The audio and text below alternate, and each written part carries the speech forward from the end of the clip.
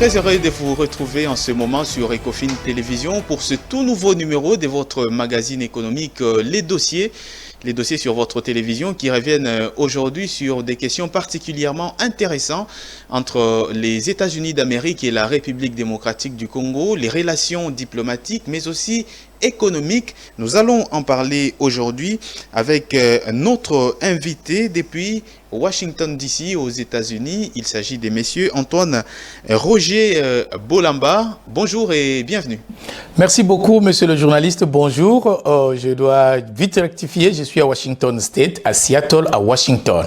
C'est différent de Washington DC parce que à pratiquement 6 heures de vol, Washington DC et puis Washington State. Juste pour une petite précision, je suis à Seattle, à Washington. Merci beaucoup. Vous êtes donc à Seattle. Merci beaucoup d'avoir apporté cet éclaircissement. Alors, nous allons y aller directement dans le fond de notre émission. Les États-Unis ont ce qu'on appelle l'AGOA, c'est cette loi de rétablissement, en fait cette loi, on va dire, sur la croissance et les opportunités économiques et de développement pour les États de l'Afrique subsaharienne. Alors, après plusieurs années que la République démocratique du Congo ait été exclue de cette loi-là, le président Donald Trump va rétablir la RDC le 23 décembre 2020, après que Félix Tshisekedi, effectivement, ait pris le pouvoir. Alors, ce rétablissement-là de la RDC dans l'AGOA, qu'est-ce que cela peut représenter pour le pays avant de passer justement à autre chose? D'abord, merci beaucoup pour cette opportunité que vous me donnez de m'exprimer sur cette question. Je dois saluer d'abord cette décision de la République démocratique du Congo de regagner, bien de rejoindre l'AGOA et surtout l'impulsion du président, de l'ancien président américain Donald Trump d'accepter que la République démocratique du Congo rejoigne, si vous voulez, l'AGOA. Vous savez, l'AGOA mise sur pied comme organisation, la grande organisation par les États-Unis d'Amérique, favorise, comme vous pouvez bien comprendre ça, le libre-échange. Vous savez, des biens, des marchés et de toute forme d'opération économique entre les États-Unis et l'Afrique. Qu'est-ce qu'il faut retenir? En réalité, les États-Unis est en train de voir plus loin pour comprendre que le marché africain, c'est un marché qu'il ne faudrait pas négliger. Et que l'Afrique a une potentialité. On ne parle même pas seulement de la RDC, mais on parle de l'Afrique comme une potentialité en termes de marché, en termes de business, en termes économiques. Sur les États-Unis, il faut voir très loin et comprendre qu'il faudrait nouer des bonnes relations économiques avec l'Afrique pour favoriser le libre-échange des biens et des services entre l'Afrique et les États-Unis et vice-versa pour essayer de grandir ensemble sur le plan économique et surtout d'aider aussi l'Afrique de grandir sur le plan économique. Moi, je salue honnêtement ce retour de la RDC dans la grande famille AGOA pour permettre et pour rentrer donc dans la danse, dans la dynamique du marché économique. Du marché justement des États-Unis. Alors dites-nous, est-ce que avoir l'évolution de l'économie congolaise, vous pensez que nous allons mettre longtemps dans cet accord une fois de plus parce qu'on le sait que les États-Unis ont des critères notamment pour qu'un pays de l'Afrique subsaharienne, par exemple, exporte ses produits vers le marché américain? Il y a des critères qu'ils font, des critères spécifiques qu'il faut respecter. Vous pensez que la RDC va parvenir, en tout cas dans un long terme, à demeurer sur ce marché-là?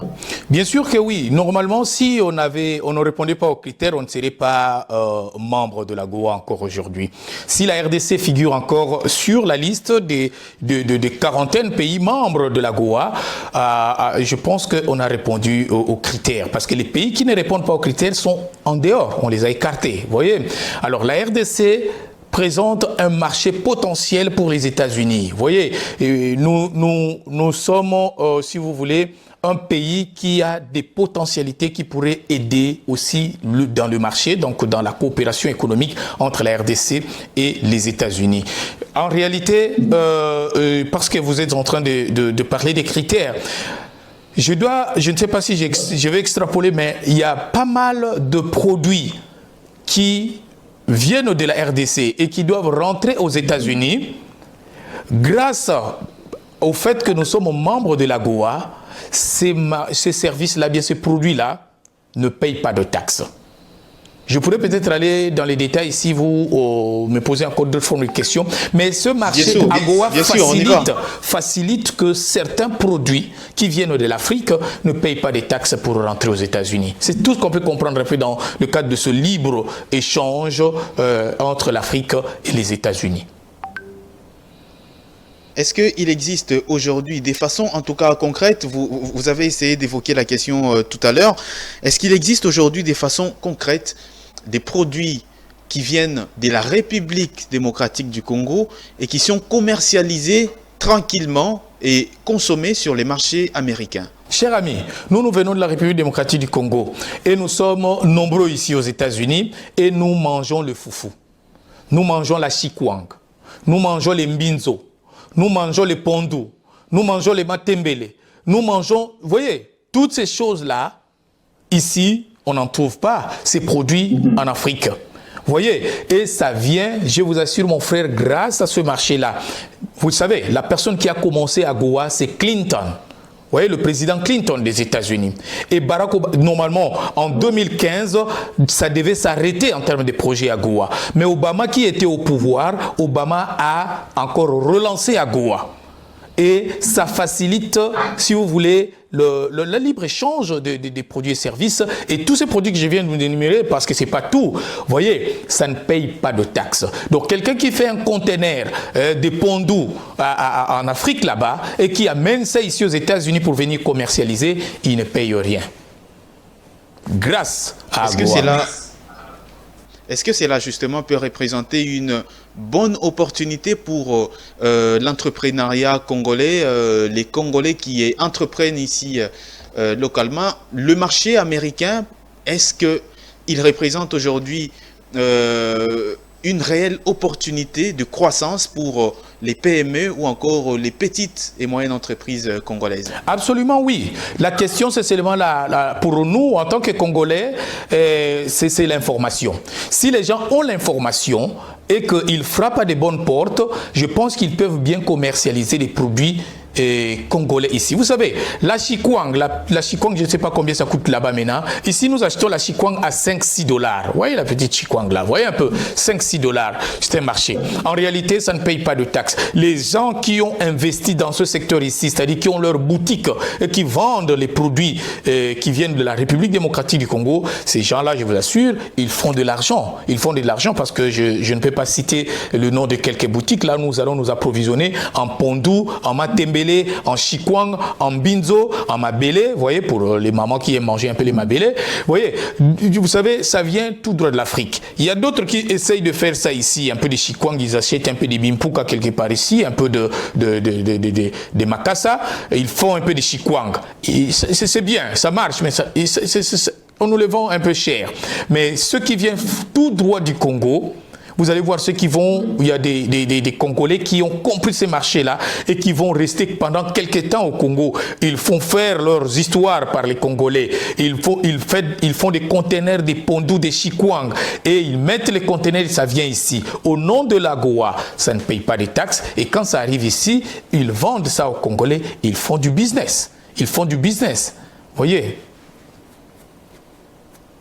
Mais est-ce que, M. Roger Antoine, est-ce que vous sentez aujourd'hui, vous qui êtes sur place aux États-Unis, est-ce que vous sentez aujourd'hui des efforts du gouvernement de la République démocratique du Congo pour booster, en tout cas, le secteur économique en ce qui concerne les échanges commerciaux entre les États-Unis et la RDC? Est-ce que vous sentez ces efforts-là? Nous sentons ces efforts-là. Ou tout simplement, je ne vous coupe pas la parole, ou tout simplement les opérateurs économiques congolais sont laissés à leur triste sort? Vous savez, il y a beaucoup de choses qu'il faudrait peut-être recadrer avec le patronat congolais, avec la Fédération des entreprises du Congo, bien, je ne sais pas si ça existe encore aujourd'hui, avec la Copemeco, mais vous savez, vous voyez, avec toutes les chambres de commerce qui existent au Congo là-bas, c'est-à-dire tout le patronat congolais, il y a possibilité de se créer en dynamique. Je sais que, parce qu'on va en parler, quand on va parler des sommets US-Afrique, je sais que quand le Premier ministre, bien le gouvernement congolais, vous voyez, pourra se représenter à US Summit, comme on appelle ça, le sommet US-Afrique, en réalité, le Premier ministre se fait accompagner aussi du patronat congolais, c'est-à-dire des hommes d'affaires congolais, ceux qui investissent au Congo. Vous voyez, mais ce qui est vrai, c'est que c'est une question d'information. Les gens qui tombent premiers sur l'information, je ne vais pas citer les cas d'autres pays dont je ne maîtrise pas très bien, mais je vais vous parler juste en extrapolant le marché nigérien. Leurs entrepreneurs ont compris, rien que le pondou seulement, le pondou. Mais il y a des gens qui font de l'argent avec ça. Aucun Congolais qui vit ici aux États-Unis, dans tous les États ici des États-Unis, nous sommes plus d'une 50aine d'États où les Congolais habitent. Vous voyez, ils mangent du pondou, ils mangent la chikwang, ils mangent les mbinzo. Vous voyez, il y a des gens qui ont compris cela. Vous allez voir ça comme simplement, ça produit beaucoup d'argent. Et parce que vous avez posé la question sur l'effort du gouvernement, je dois vous dire que je sens, vous voyez, avec ce que M. Alinguetti est en train de faire pour militer pour la transparence,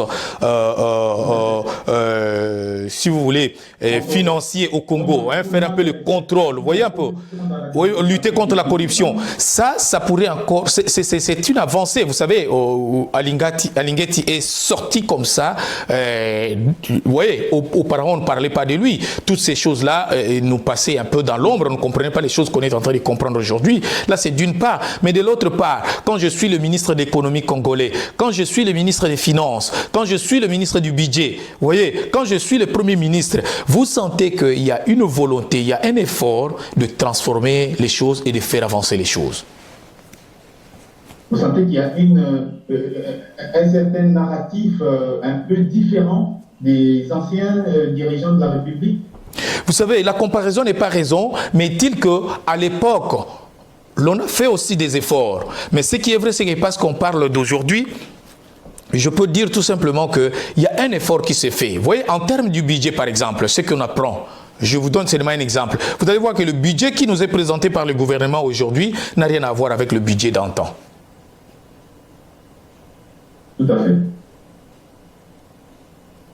Ce qui veut dire en tout cas que le gouvernement, selon vous, fournit énormément d'efforts pour justement faire en sorte que les relations économiques entre la RDC et les États-Unis d'Amérique, en tout cas en ce qui concerne les échanges commerciaux, soient au beau fixe.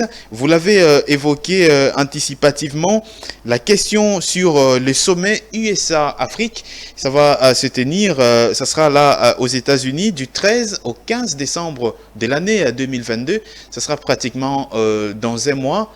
Qu'est-ce que l'Afrique, la RDC en particulier, peut attendre de ce sommet? Oui, vous savez, en réalité, c'est pratiquement chaque année qu'il y a US Summit, US Africa Summit, donc le sommet États-Unis-Afrique. Comme je dis encore, comme pour AGOA, les États-Unis, c'est une nation qui est visionnaire, qui voit que le marché de demain, c'est le marché africain.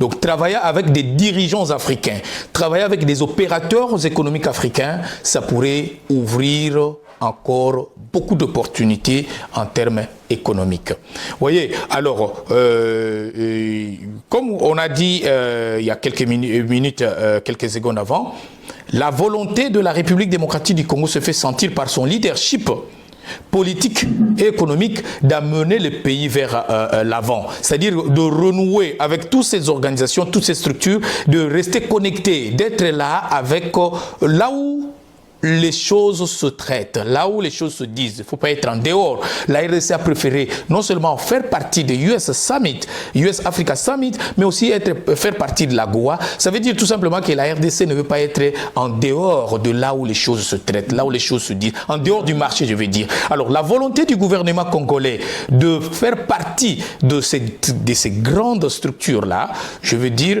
c'est aussi une volonté de chercher à grandir. Vous voyez, parce que AGOA comme US Africa Summit, c'est pour grandir économiquement. Et la volonté des dirigeants de la République démocratique du Congo s'inscrit dans cette logique et dans ces cadres-là. C'est pourquoi je dis que la RDC, en participant à ces grandes rencontres, pourrait bien se développer, pourrait bien changer des choses sur le plan économique, sur le plan de marché économique entre la RDC et les États-Unis, pour ne pas dire l'Afrique et le monde.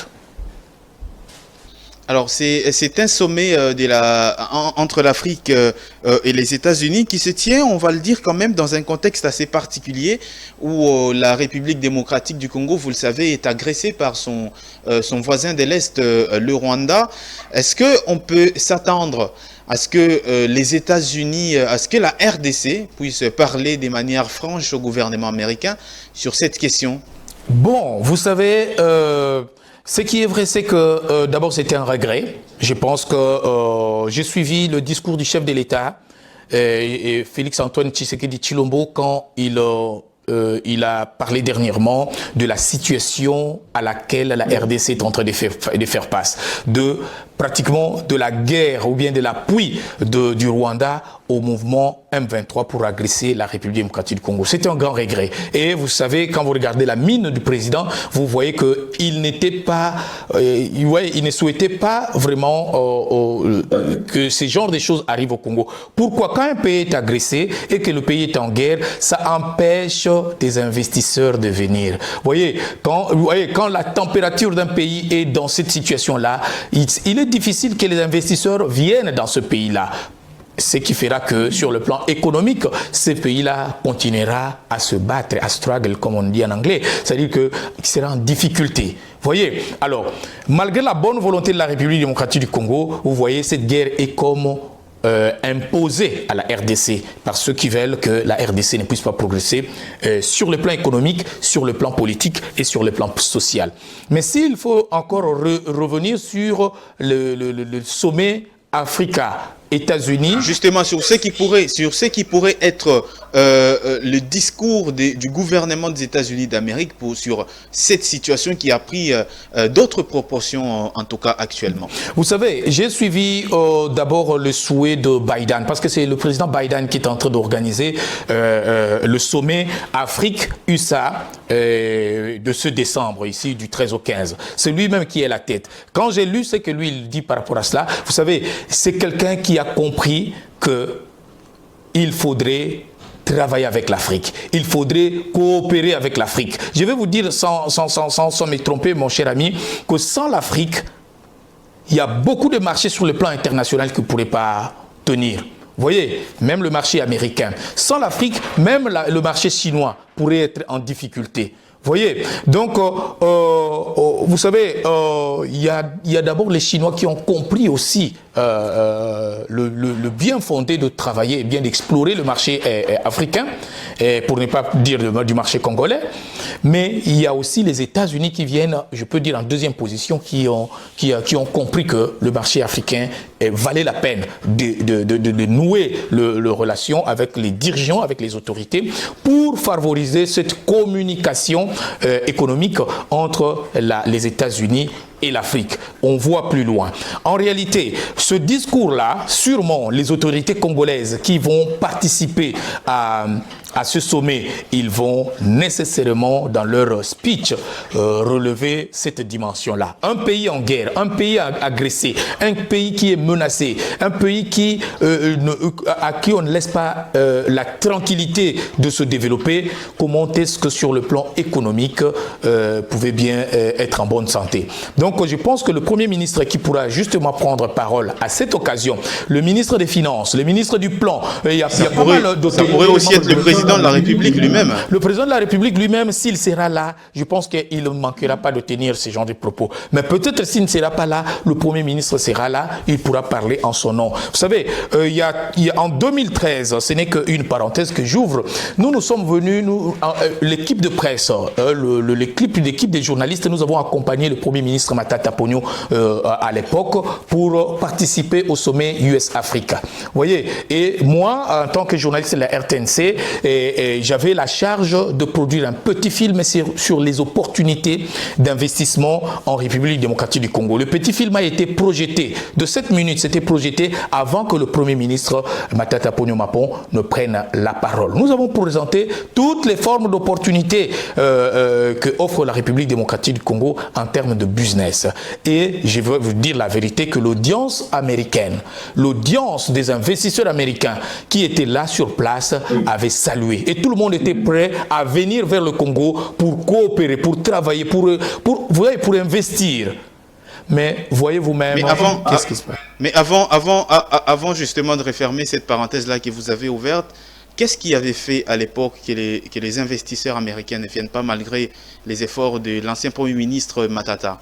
Vous savez, certains sont venus, mais beaucoup regardent la température, comme vous avez dit. Vous savez, tout investisseur, mon cher ami, ne regarde d'abord la température d'un pays avant de venir investir. Vous voyez, jusque-là, notre pays, je peux dire, je ne sais pas si quelqu'un peut me contredire, mais du moins, c'est encore un pays à risque entre griffes sur le plan des investissements, parce que ce n'est pas stable. Vous voyez, j'ai lu, je pense, une interview qu'un Congolais milliardaire qui vit à l'étranger, qui devait aller investir quelque chose comme 40 milliards de dollars dans le secteur du logement en Angola.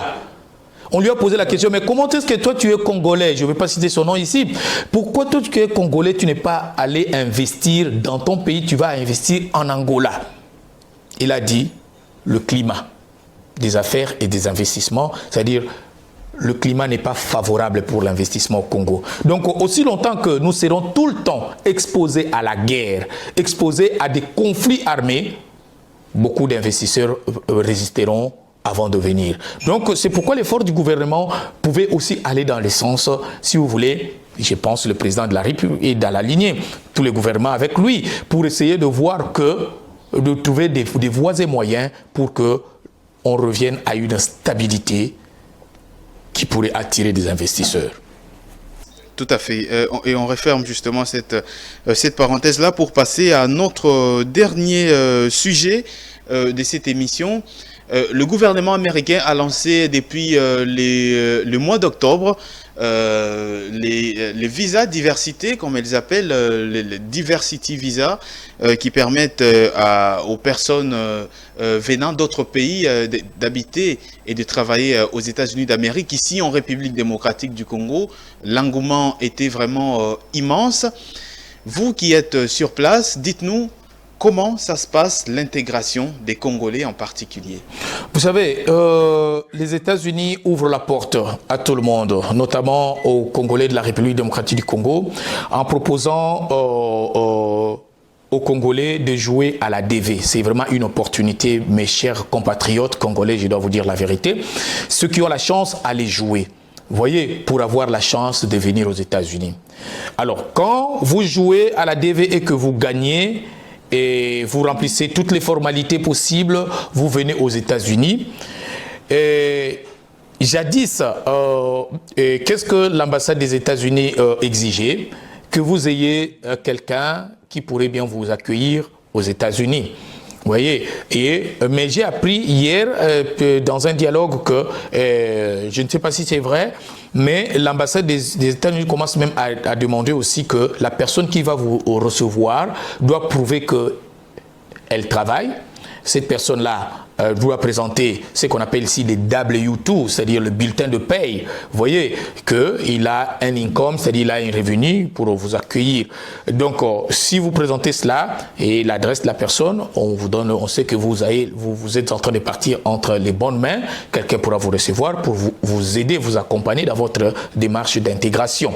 Et quand vous arrivez ici aux États-Unis et que quelqu'un vous reçoit, l'avantage de gagner à la DV, vous avez vos papiers. Vous voyez, vous êtes éligible pour avoir votre green card de 10 ans. Vous voyez, vivre comme un résident ici sur le sol américain.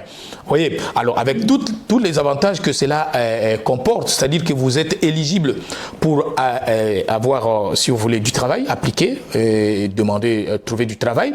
Vous êtes éligible pour appliquer et trouver un logement. Vous êtes éligible pour un certain nombre d'avantages comme permis de conduire, comme le social security, la sécurité sociale, comme les bénéfices, comme vous voyez, on appelle ça aussi food stamps, bien cash stamps, c'est-à-dire que l'État, pendant que vous êtes en train de chercher à trouver du travail, vous cherchez à vous stabiliser, l'État vous donne un peu d'argent de poche chaque mois, l'État vous donne un peu de nourriture, l'argent pour acheter de la nourriture à la maison pour que vous puissiez manger pendant que vous êtes en train de réunir tous vos documents et commencer le travail. Et dès que vous commencez le travail, l'État va couper tout cela. Là, c'est vrai. Donc, c'est une occasion, une opportunité. L'intégration s'est fait, entre autres, pour être vraiment très simple dans ce sens-là. Quand vous arrivez, quelqu'un vous reçoit,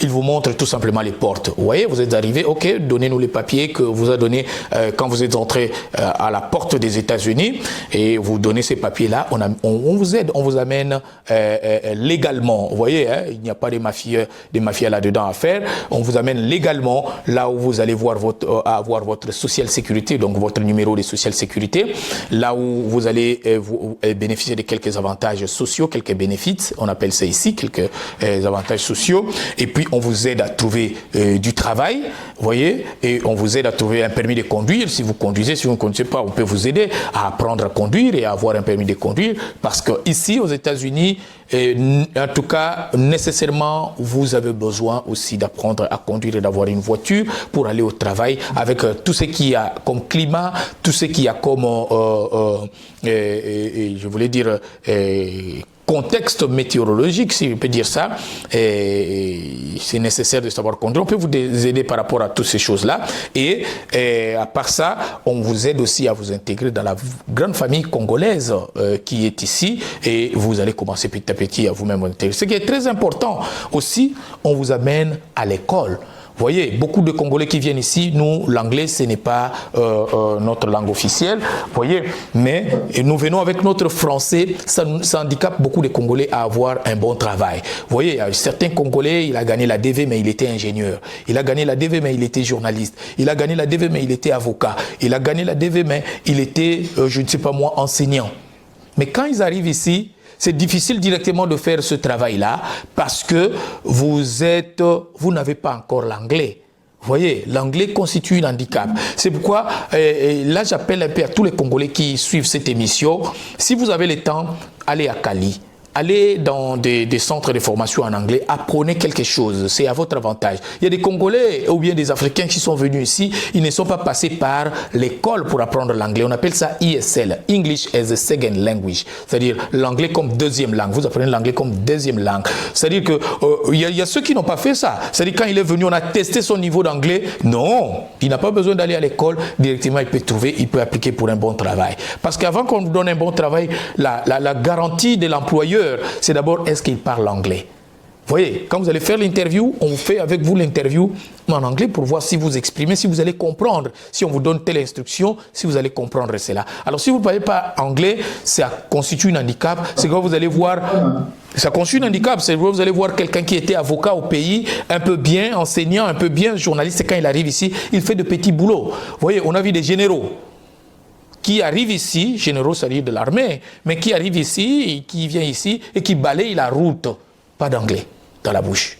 Oui, vous faites les jobs, vous allez balayer là-bas, vous allez laver les assiettes là-bas, vous allez faire le cleaning là-bas, vous allez faire la sécurité là-bas, vous allez, vous voyez, ce n'est que quand vous faites ça que vous allez en même temps à l'école pour apprendre l'anglais. Quand vous apprenez l'anglais, vous pouvez maintenant rentrer encore à l'école ici si vous voulez pour améliorer, étudier encore votre domaine si vous voulez. Et c'est ce qui pourrait vous permettre de trouver un boulot que vous aimez, c'est que vous aimez bien faire dans votre vie. Et en ce moment-là, vous vous intégrez, c'est-à-dire vous parlez l'anglais, hein, parce que un des indicateurs de l'intégration, c'est de parler l'anglais. Vous parlez anglais et vous savez bien communiquer vos problèmes, vos besoins, et vous conduisez ici parce que la police peut vous arrêter, vous poser des questions et vous soyez en mesure de répondre, de communiquer. Tout à fait, tout à fait. Alors, une dernière question, monsieur Roger Antoine. Vous en particulier, vous êtes congolais. Qu'est-ce que vous faites sur place pour... vous avez évoqué ici la grande communauté congolaise qui est sur place aux États-Unis. Qu'est-ce que vous faites sur place pour faciliter l'intégration des compatriotes qui arrivent de ce côté-là? Ouais, si vous savez, les Congolais qui vivent ici sont constitués en communautés. Ici, à l'État de Washington, où je suis, nous avons la communauté congolaise de Washington, qui est un président. C'est-à-dire, si on reçoit un Congolais et qu'il vient d'arriver, il est dans le besoin, nous appelons le président, nous avons un membre ici, il a besoin de ceci, il a besoin de cela. Lui, et comme c'est une ASBL, donc la communauté congolaise de Washington, c'est une ASBL, c'est une ONG ici, et il va voir quel type de ressources il peut obtenir, trouver pour aider notre compatriote. Mais à part ça, il y a une structure encore ici qu'on appelle Congolese Integration Network, le réseau congolais d'intégration, c'est aussi une ONG, qui reçoit, quand un Congolais arrive et qu'il est dans les besoins, on l'amène là-bas. On appelle le président, eh bien le fondateur, le directeur exécutif qui s'appelle Floribert Mobala Maengwa, et c'est d'ailleurs le consul de la RDC ici à l'État de Washington. Il vient d'être nommé, le processus de son installation est en cours. Vous voyez, mais je pense que les autorités de Kinshasa ont approuvé pour qu'il devienne consul ici, malgré quelques protestations de quelques Congolais ici. Mais est-il que il a créé une structure qui aide aussi à l'intégration. Vous voyez, donc on peut amener un Congolais là-bas, on l'aide à apprendre l'anglais, lui-même dans son nom, il dit là, commencé déjà à dispenser le cours d'anglais, donc on va vous donner l'anglais là-bas. Pendant ce temps-là, on peut vous aider à accéder à quelques avantages, quelques bénéfices sur le plan social, ainsi de suite. Si vous avez les papiers qui vous autorisent de travailler aux États-Unis, on peut aussi vous trouver un job pour faire pendant que vous améliorez votre anglais, ainsi de suite. À part ces deux structures-là que je peux considérer comme phares, nous avons aussi African School of Family Wellbeing Policy and Government. Là, c'est une ONG que moi j'ai créée. Ça a aussi une vocation d'aider les Congolais qui arrivent et qui ne savent pas par où commencer pour s'intégrer. C'est-à-dire, nous sommes là pour vous aider parce que vous ne connaissez rien. Nous pouvons vous connecter aux ressources disponibles ici à l'État de Washington, les gens qui peuvent vous aider pour les gens qui peuvent vous aider pour obtenir du travail, les gens qui peuvent vous aider pour vous donner l'éducation dont vous avez besoin, les gens qui peuvent vous aider pour ce qu'on appelle le legal service, c'est-à-dire les services légaux, par exemple, les services d'immigration. Vous voyez, nous pouvons vous aider, vous connecter à toutes ces ressources-là. Vous voyez, donc, mais à part ça, il y a maintenant d'autres organisations, d'autres communautés ici, comme les Éthiopiens, comme les Kenyans, etc. Chaque communauté, en tout cas africaine, à son organisation, ses organisations particulières. Il y a aussi d'autres organisations internationales comme Catholic Community Service, une organisation, une ONG catholique, et qui aide aussi les gens avec les questions d'immigration.